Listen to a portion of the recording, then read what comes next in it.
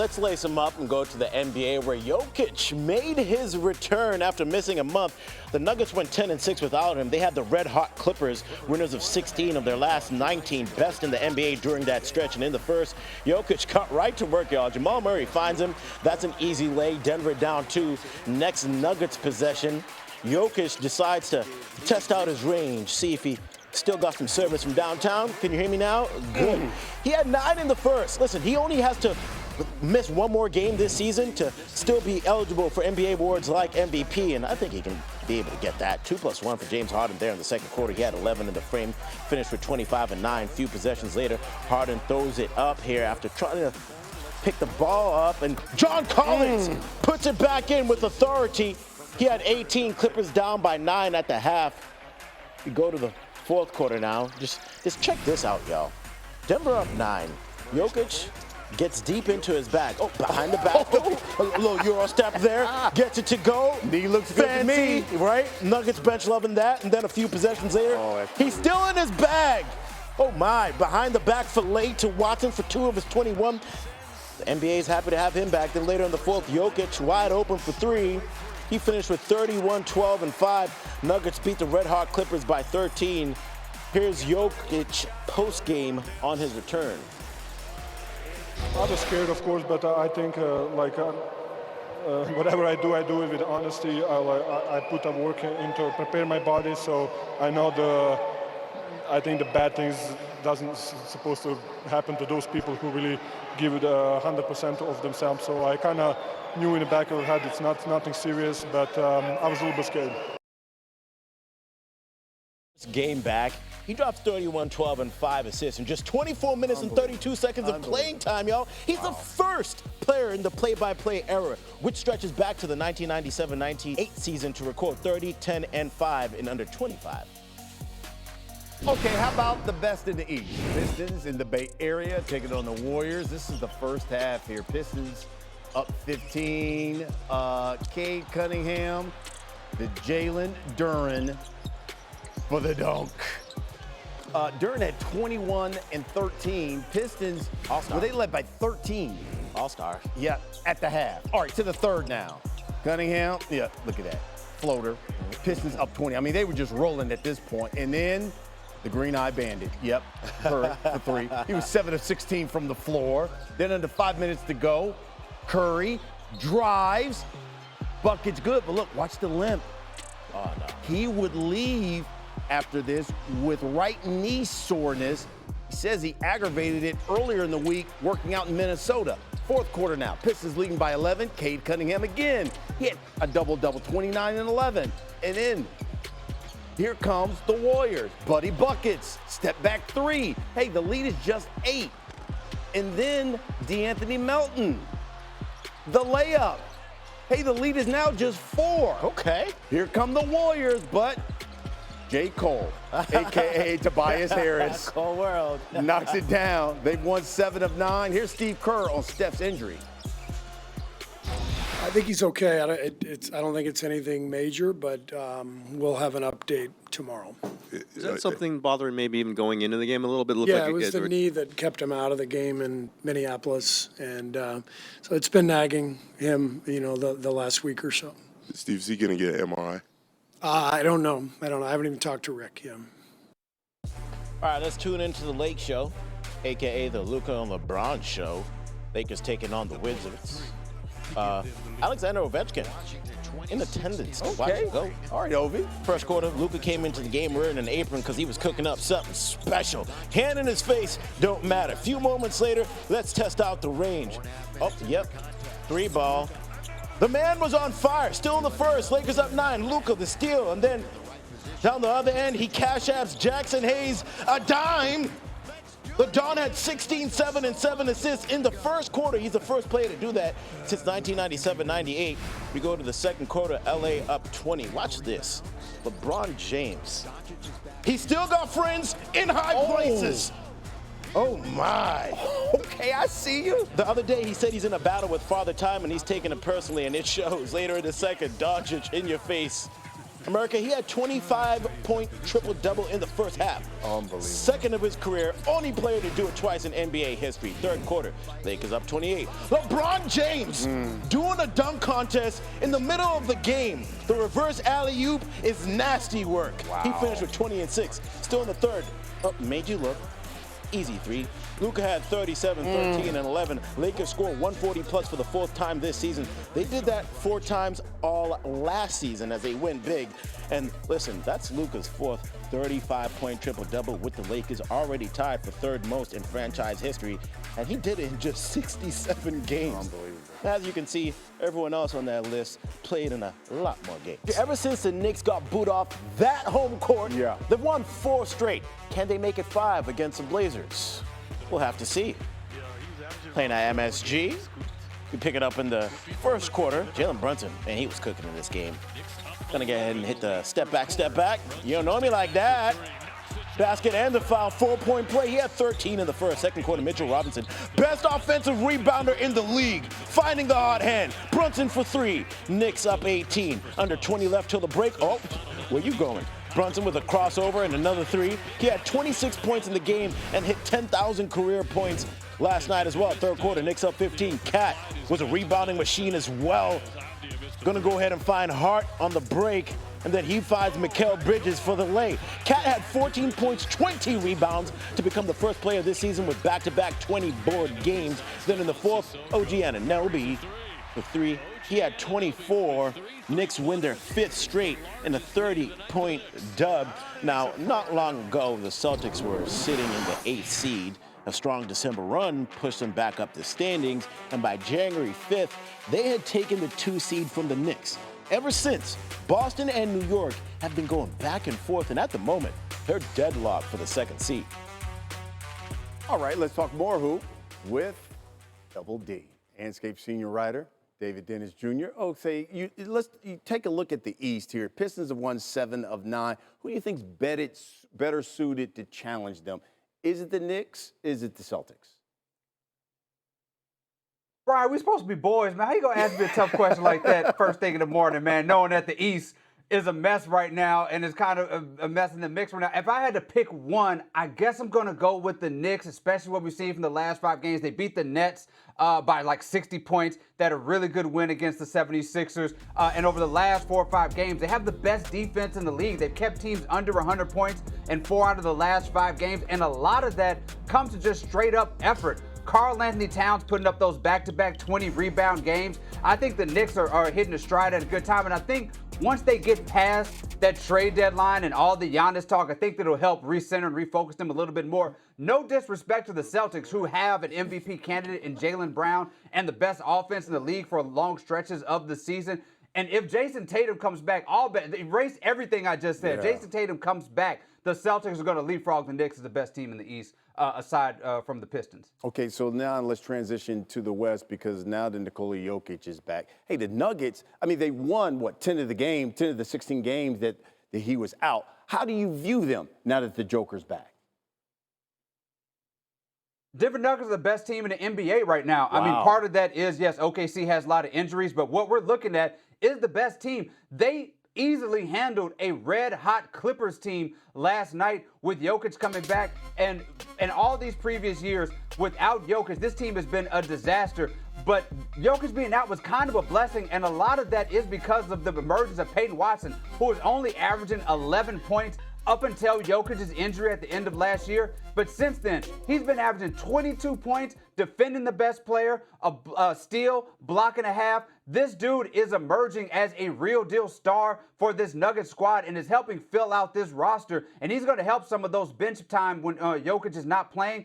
If Aaron Gordon and that hamstring can get together, this is a team in the playoffs nobody wants to play, including Oklahoma City, because right now, let's remember, they are the team that have the best player in the world. Yeah, that's a great point. I mean, Aaron Gordon's been injured. Jamal Murray's been injured. Jokic has missed 16 games. And yet, Denver has stayed right there, third in the West, and basically just a game behind San Antonio for second. I feel like the more we get play together, play minutes together. We're gonna get more comfortable. And I just love the guys. I think the guys have grown a lot. You want to be here if you guys are not able to. I'm here. I'm here. Don't ask me that question. I'm here. It's disrespectful towards myself and my teammate. I wear that jersey every single day. How confident are you'll finish the season with the Bucks? I don't know. I take it day by day. We're not playing hard. We're not doing the right thing. We're not playing to win. Guys are being selfish. And something's up with Giannis. He stopped just over half court. Another loss here at home for the Milwaukee Bucks. Probably give me a protocol of 4 to 6 weeks. I'll be out. The NBA trade deadline is Thursday, and Giannis has been a hot topic of discussion. So with that said, we welcome in NBA reporter Tim Bontemps to the show. Tim, what makes sense for Milwaukee in terms of whether they should trade Giannis or not at the deadline? Well, Scooby, this is a really interesting situation, obviously, and the whole league is waiting to see what the Milwaukee Bucks, to your question, decide to do. And I think the fact that Giannis is now hurt has made this complicated on a few different levels for the Bucks. Obviously, you have to spend a lot of time pondering whether you're going to move on from a guy who's one of the best players in the league and is the best player over the course of his career in the history of the Milwaukee Bucks franchise. The guy won this franchise its second title back in 2021. But the biggest reason the Bucks would have wanted to make a deal right now is to help maximize their draft pick in this year's draft. It's got a chance to be a really high pick. Well, now that Giannis is out for several weeks, it takes away a lot of urgency from that part of the equation in terms of whether you do a deal now or not. Now, if they want to do a deal with, say, the Golden State Warriors, they could give up their whole draft right now. Warriors could give up a pick in this year's draft. That could be something that's appealing to Golden State, or to Milwaukee, I should say. But outside of a deal with Golden State, all the other teams involved, whether it's Miami or New York or Minnesota or some other team that hasn't come up yet publicly, they all could potentially have more flexibility to do a deal in the summer when there's more flexibility to move contracts, more draft picks come available, there's more certainty about what the draft lottery looks like and where picks are going to fall and what's a loaded draft this June. So while I certainly think there's a possibility Giannis Antetokounmpo moves between now and Thursday at 3 p.m., I think there's at least as good of a chance, if not better, that this drags on till the summer. The Bucks survey their options now, see what the landscape looks like, and then could go into the offseason determining whether they could try to find a way to keep Giannis again, or they have a good idea what the market looks like if they decide to move on a deal in the summertime. All right, so let's zero in on New York, because it's no secret that the Knicks are interested in landing Giannis. There were talks about them trying to get him during the summer. So where does that leave them right now as we stand? I would say for most of the teams involved here, including the Knicks, Scooby, there's really a Giannis or bust play here. And that's for a couple of reasons. One, there's not really anything else on the market. That's part of why the whole league is held up on waiting to see if the Bucks are going to move on from Giannis or not. And the other thing is, the Knicks have a pretty darn good team. They've won 5 in a row. They just had a 30-point win over Portland last night. That blowout loss at home to the Mavericks 12 days ago seems a lot longer ago than that with the way things have gone over the past couple of weeks. The Knicks are back up into a tie for second in the Eastern Conference, and they don't have a ton of draft picks to move. They don't have a lot of flexibility with the roster. So if they're going to make a big trade, it's going to require them moving on from some of their key pieces, say Karl Towns or other huge names in their starting lineup. So I think the Knicks, who believe they have a championship-level team, are only going to do that if they can add a piece like Giannis to their roster, and there's only so many pieces like Giannis out there. So my guess is if the Knicks can get Giannis, they'll be thrilled to have him, and if they can't, there might be some moves on the margins, but this is probably the main group you're going to see going into the playoffs, trying to make a run to get back to the NBA Finals for the first time since 1999. Yeah, and not too long ago, Knicks owner James Dillon spoke for the first time in 2 years in an interview, and he said he believes that this is a championship team and they've gotten in trouble in the past by chasing that shiny object, which is Giannis. Tim Bontemps with the latest. Thank you. All right, how about the Cavs? Well, they're in Phoenix taking on the Sun. Dillon Brooks been on a heater. 40 points against the Pistons last Thursday. In fact, in Detroit, they made Dillon the villain T-shirts, and he was on his way to another big night scoring. How about Grayson Allen? He's a thief. Gets the steal. Oh, get out the way. Get out, Miles. Get off me. Suns up 1 after the first quarter. Let's get to the second quarter. More Dillon Brooks. Handle, step back, kiss myself. 9 of 14 from the field. Suns up 4. You know, the Cavs turned it over 16 times in the first half, and the Suns made them pay. Royce O'Neal, 3 all those. Suns led by 5 at the half. In the third quarter, is more Dillon Brooks. In fact, Phoenix outscored the Cavs by 13 in the quarter. Dillon Brooks, 27 points, fourth straight game with at least 25, longest streak of his career. We get to the fourth, and Jordan Goodwin makes an appearance. He had 17. Hey, Phoenix has won 3 straight. With Devin Booker out with that ankle injury, they win 126-113. So this happened. Some Friday night, flights from 41-year-old LeBron James. Talking about aging like fine wine. Bro had some multiple dunks against the Wizards, and his head coach, J.J. Redick, says it's time for a career first, the king in the dunk contest. Yeah, the early rumors are that the league is going to try to get him in the dunk contest this year. There's some juice left in those legs, apparently. The great left bionic leg. JJ joked that the league's going to call you and try to get you in the dunk contest after tonight. No chance. I guess the sciatica is okay. I know, sciatica's right? okay. 41 years old. They asked him if he would rate those dunks, and he's like, I'm going to let my LeBron faithful handle that. They can rate the dunks. I love those guys. LeBron, we would just love to see you in the dunk contest. Well, Jackson Hayes, Carter Bryant, the only guys right now who have accepted to take part in the dunk contest. I need more star power in that, man. You think? The NBA's trade deadline next Thursday, February 5th. The big ticket name, that man, Giannis, saying his time in Milwaukee is over, where he spent 12 years of his career, winning an NBA title in 2021. The Bucks currently 10 games under 500. They are 12th place in the Eastern Conference. 31 years young, out right now with a calf injury, so Tim Bontemps may be a new team in a new city, expedites recovery. How should the Bucks and how are the Bucks approaching this deadline? Well, Gary, this situation with Giannis Antetokounmpo and the Bucks has obviously held up the trade market completely. There's only been one trade so far this whole season. That was Trae Young going to the Wizards a few weeks ago, and there might not be very many trades at all between now and Thursday afternoon as the Bucks wait to decide what to do. And that Giannis injury you just mentioned, Gary, really sheds a different light on this situation, because with Milwaukee having somewhat control of their pick this year and already, as you mentioned, being out of the play-in picture in the East, there's a lot of value in the Bucks dropping in the standings as far as they can. It might be the best thing in terms of assets to get back in a trade. However, with Giannis now out with his latest calf strain, they're already going to drop in the standings. So the biggest reason to do a deal now is potentially off the board. And when you look forward to the summer, when all the teams that have been linked to Giannis so far outside the Golden State Warriors will have more flexibility and more draft capital potentially to make a deal, I could certainly see a deal happening between now and Thursday, but it also would make a lot of sense if the Bucks survey the market now, take this into the summer, and then see if they can either get Giannis to commit long-term or then go out and make a deal when there's a lot more teams in play. Oh, wow. And you mentioned Golden State out west. There's a handful of teams, including the Knicks, who are interested. Where does that leave them in their position? Well, a couple weeks ago, Gary, James Dolan did a rare interview here in New York on WFAN and declared that the Knicks should make the NBA Finals, and he expects them to make the NBA Finals, that they should win their first title in more than 50 years. So that is the expectation for this group. It is championship or bust. And if you could get a player like Giannis Antetokounmpo, obviously it would make sense for the Knicks to explore that. However, the Knicks are lacking in draft capital, so it's going to be difficult for them to make a trade. They're going to have to move probably multiple starters to get that deal done.